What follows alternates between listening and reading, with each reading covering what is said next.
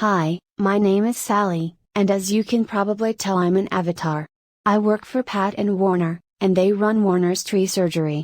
Warner has been treating sick trees for over 50 years, and Pat has been answering the phone, talking to the customers, and lining up work, and basically doing everything else that needs to be done. Warner is making a series of videos that hopefully contain all the things he's learned about trees over the last 50 years. This is the first one. It's about the danger the ash fly poses to Texas mountain laurel trees. If you would like to help us get the word out to other people, this would be a good time to like this video and subscribe to our channel. Thank you. Over 40 years ago, California, Arizona and New Mexico instituted a program to get rid of the ash fly, because it was so destructive to trees and commercial crops.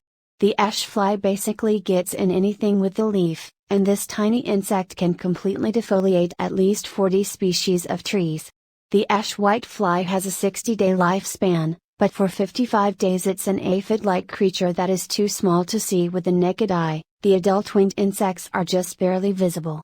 In the past, California, Arizona, and New Mexico were successful in eradicating this pest with a combination of poisoning neighborhoods, crops, and orchards, and importing the ash fly's natural predator, a very small wasp, but at this time, as far as I know, nothing is being done about them. It's hard to see the ash fly on Texas mountain laurel trees unless you know what you're looking for. In the past, aphids would infest Texas mountain laurel trees' leaves, and if you touch them, they would feel sticky. Well, the ash fly does the same thing.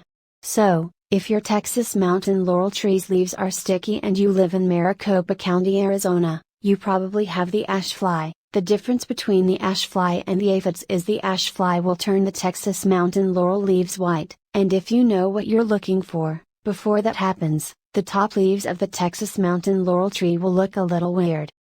So, if you see your neighbor's trees with a few of their branches turning white, this is probably caused by a boring insect that's went completely around a particular branch, or it's caused by the ash fly. In order to control the ash fly, you need to poison the trees.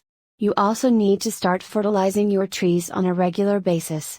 I'm going to tell you which poison to use in a minute, but first you need to understand that the poison I recommend has nitrogen in it, and too much nitrogen is bad for trees. So, you need to put the poison down, and then 6 months later you get a good general purpose fertilizer, and you treat the trees with it. If you live anywhere within 30 miles of Mesa, Arizona, you need to get Warner out to treat your trees with something that will kickstart their immune system. You see, every cell of every plant has enzymes that dissolve fungus, bacteria, and viruses, and because the ash fly has been in your trees, those enzymes have been depleted.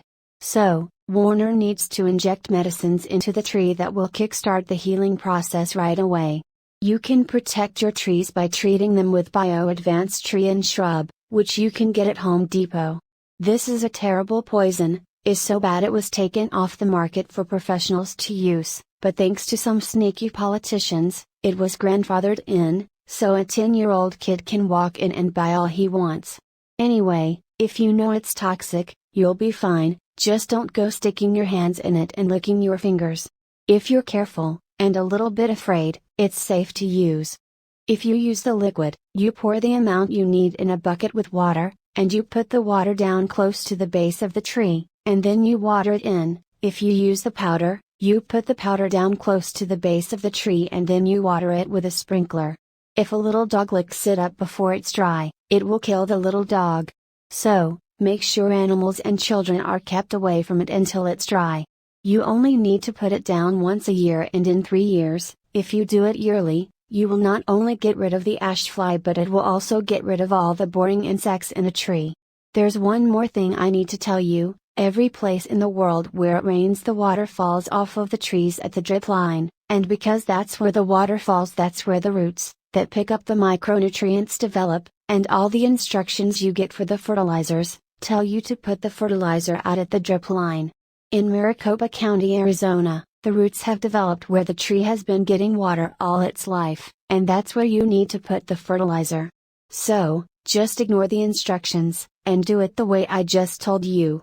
Also, while we're on the subject, our garages and sheds get 140 degrees in the summertime. This damages the fertilizer, So you need to keep the fertilizer someplace cool in the summer, and if you've got fertilizer that's been in the garage or shed in the summertime, you need to get rid of it.